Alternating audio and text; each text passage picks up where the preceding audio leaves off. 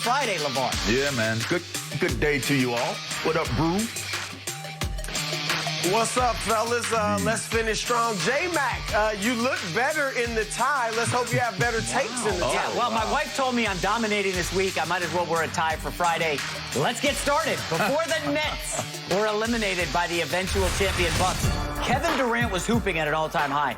If it wasn't for his size 18 shoe, he may have led Brooklyn to a championship. Now, KD has become the leading scorer in Team USA history and is also eyeing the ultimate prize as they get ready to play for the gold in the Tokyo Olympics tonight.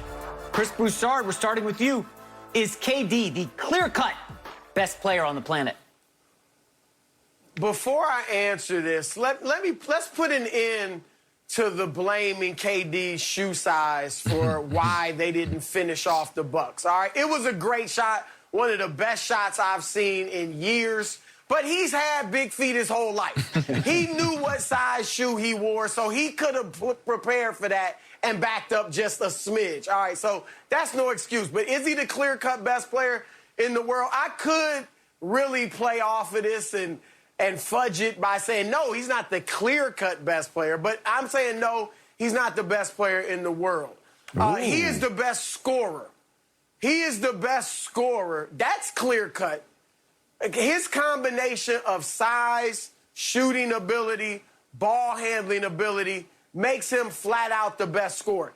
If I need buckets in a game, second quarter, third quarter, fourth quarter, there's nobody on the planet I would rather have than Kevin Durant if I need buckets. All right, and when I go back historically, you know, outside of the big guys, a Wilt, a Kareem, I mean, I'm only really putting Michael Jordan ahead of KD if I absolutely need buckets.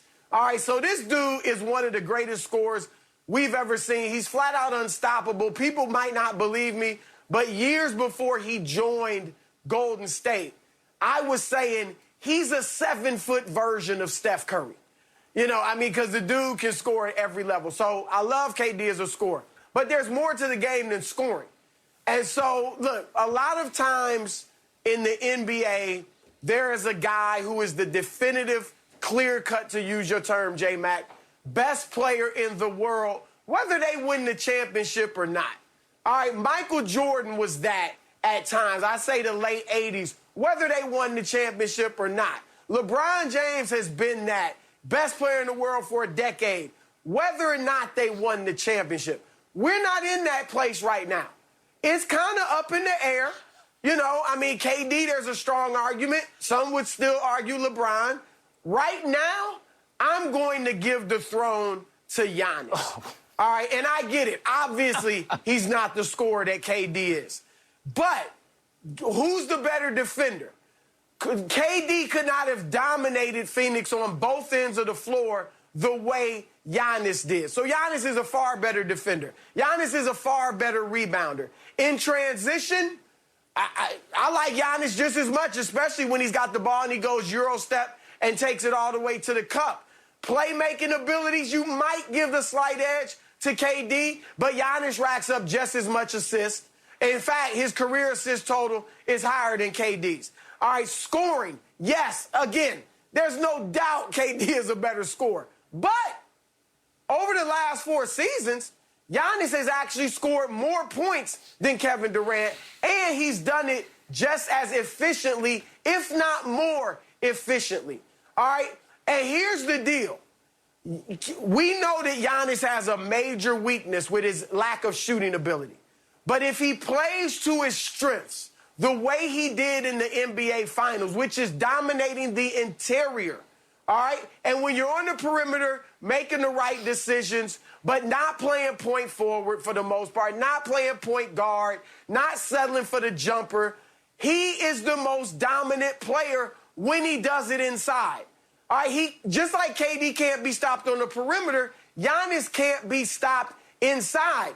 And if he continues to play to his strengths, not his weaknesses, that he can be the best player in the world. I don't remember Shaq shooting jumpers. I don't remember Kareem shooting 18-foot jump shots. I don't remember Olajuwon shooting three-pointers. But it didn't matter. We didn't care because they played to their strength in the post. Now Giannis, it looks like, has finally figured it out. Let me play to my strength. And over time, maybe he'll develop a better Jay. He can shoot a little more. But if he plays to his strengths, guys, he's number 1 right now. Ifs and fifths. Qualifications. Well, he did. Qualifications by He did. Mr. They got Broussard. a ring. That's not a qualifier. LeVar, they do you got even a ring. have Giannis in your top 3? You know here's what's interesting. Play to your strengths. I mean, if they foul him and put him on the free throw, he don't have no choice in that matter. You know. Well, he hit 17 of 19. One game. So I'm just saying.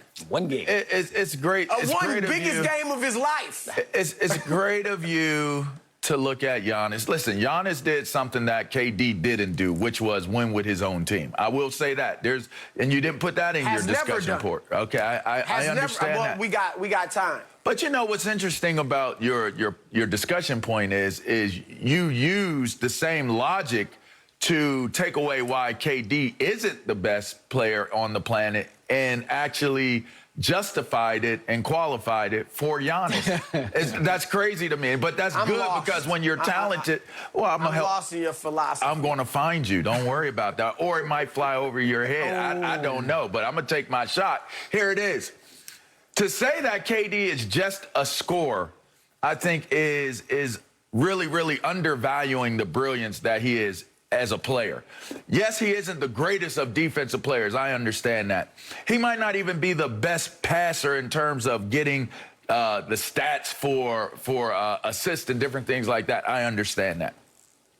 But KD as a competitor, which you cannot measure or weigh, I don't see there being very many other than LeBron James. You know, there's a few guys. Russell Westbrook, you know, mentality in terms of competitive. But there aren't very many guys that you can look at with the ferocity of competitive nature that KD has. Now, I had an opportunity to get to know KD personally, being a D.C. dude. He used to come around my restaurant all the time, and we used to talk and we used to hang out.